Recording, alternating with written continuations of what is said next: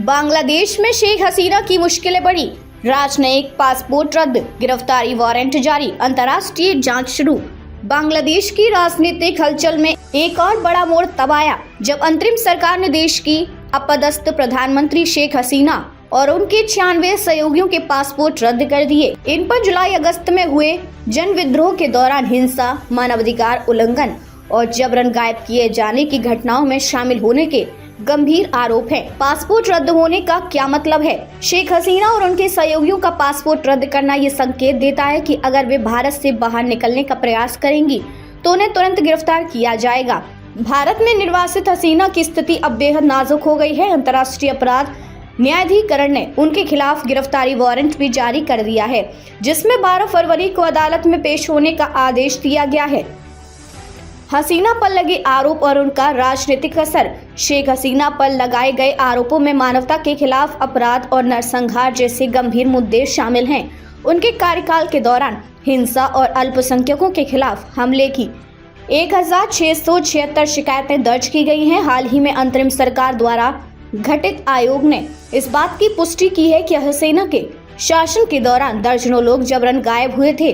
गौरतलब है कि उनके राजनयिक पासपोर्ट के रद्द होने के साथ साथ 45 से अधिक मामले उनके खिलाफ दर्ज हो चुके हैं, जिनमें से 28 हत्या के मामले हैं। संयुक्त राष्ट्र की टीम ने शुरू की जांच। संयुक्त राष्ट्र मानवाधिकार परिषद की 3 सदस्यीय टीम रोरी मंगोवेन के नेतृत्व में ढाका पहुंच चुकी है। ये टीम बांग्लादेश में जुलाई और अगस्त के दौरान हुए छात्र आंदोलनों और मानवाधिकार उल्लंघन की घटनाओं की गहन जांच करेगी। संयुक्त राष्ट्र का यह दल बांग्लादेश में पहली बार हिंसा के इन मामलों की जांच कर रहा है। उनकी जांच में अल्पसंख्यक हिंदुओं पर हुए हमलों और जन विरोध प्रदर्शन के दौरान हुई हत्याओं पर भी फोकस रहेगा। यह टीम अंतरिम सरकार के प्रमुख मोहम्मद यूनुस से भी मुलाकात करेगी और 8 दिन तक बांग्लादेश में रहकर अपने निष्कर्ष तैयार करेगी। संयुक्त राष्ट्र का यह दल बांग्लादेश में पहली बार हिंसा के इन मामलों की जांच कर रहा है। उनकी जांच में अल्पसंख्यक हिंदुओं पर हुए हमलों और जन विरोध प्रदर्शन के दौरान हुई हत्याओं पर भी फोकस रहेगा।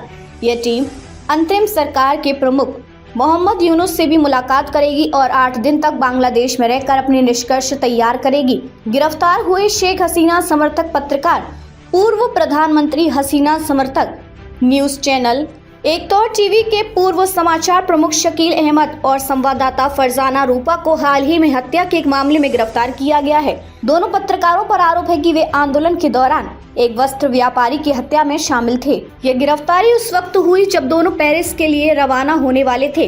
कोर्ट ने उन्हें पूछताछ के लिए 4 दिन की पुलिस रिमांड पर भेज दिया है। भारत का क्या रुख है? भारत ने अभी तक आधिकारिक तौर पर इस मामले पर कोई टिप्पणी नहीं की है।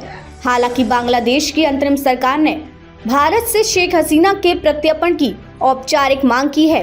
भारत का क्या रुख है? भारत ने अभी तक आधिकारिक तौर पर इस मामले पर कोई टिप्पणी नहीं की है। हालांकि बांग्लादेश की अंतरिम सरकार ने भारत से शेख हसीना के प्रत्यर्पण की औपचारिक मांग की है। नई दिल्ली इस मुद्दे पर कूटनीतिक रूप से सतर्कता बरत रही है। भारत के लिए यह मामला संवेदनशील है क्योंकि शेख हसीना का निर्वासन और उनके खिलाफ चल रही कार्यवाही दक्षिण एशियाई राजनीति को प्रभावित कर सकती है। राजनीतिक तनाव और बांग्लादेश का भविष्य। जुलाई और अगस्त में हुए जन विद्रोह के दौरान 650 से अधिक लोगों की मौत हुई थी। ये घटनाएं बांग्लादेश में एक अस्थिर राजनीतिक माहौल की ओर इशारा करती है। अंतरिम सरकार के नेतृत्व में वर्तमान स्थिति राजनीतिक अस्थिरता के साथ साथ सामाजिक ध्रुवीकरण को भी उजागर करती है। हसीना के खिलाफ चल रही कानूनी और अंतर्राष्ट्रीय कार्यवाही ये स्पष्ट करती है कि बांग्लादेश में राजनीतिक भविष्य अनिश्चित है। अंतर्राष्ट्रीय समुदाय की निगाहें अब ढाका पर है, जहां हसीना और उनके सहयोगियों के खिलाफ कार्यवाही, न्यायिक निष्कर्ष और राजनीतिक स्थिरता का बड़ा सवाल बना हुआ है। बांग्लादेश में बढ़ती अशांति बांग्लादेश की मौजूदा स्थिति केवल राजनीतिक संकट का संकेत नहीं देती, बल्कि ये मानवाधिकार उल्लंघन और लोकतांत्रिक संस्थानों के कमजोर होने का भी सबूत है। शेख हसीना पर लगे आरोप, अंतर्राष्ट्रीय जांच, गिरफ्तारी वारंट न केवल बांग्लादेश बल्कि पूरे दक्षिण एशियाई क्षेत्र में गूंज पैदा कर रहे हैं।